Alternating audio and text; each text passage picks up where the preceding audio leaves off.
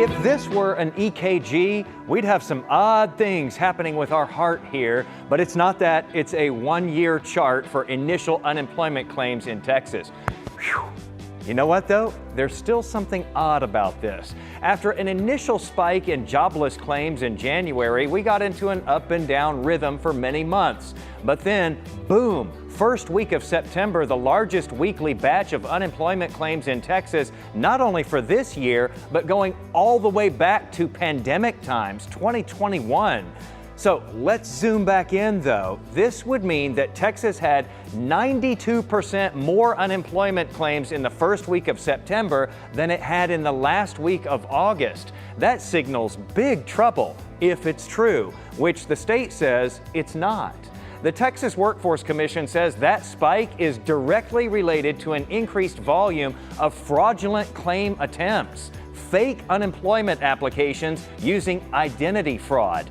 Now, they're saying that if you as an employee or an employer get correspondence from TWC for an unemployment claim that you're not aware of, you need to let them know now on their secure portal because of all of this. Now, I had so many more questions for them though. Have the perpetrators been caught? Did they get any money? How was this detected? Is law enforcement involved? Has the claim system been strengthened?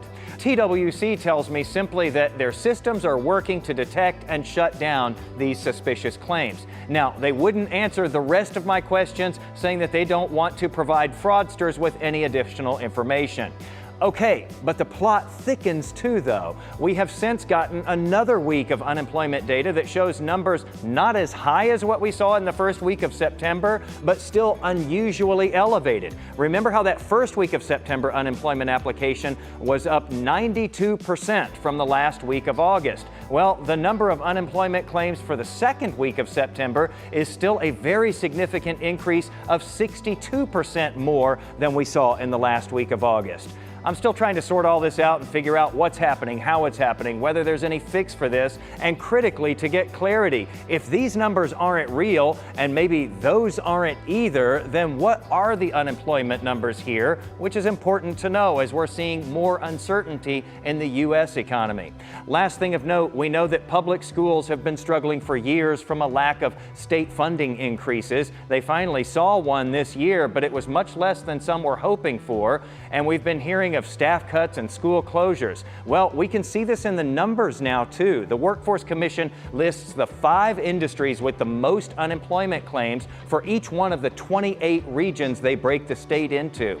It struck me that recently in every one of those regions, primary and secondary schools were listed as one of the 5 biggest contributors to unemployment claims, and it holds statewide too, where schools beat out all other industries for the number of jobless claims for a month-long period from August into September.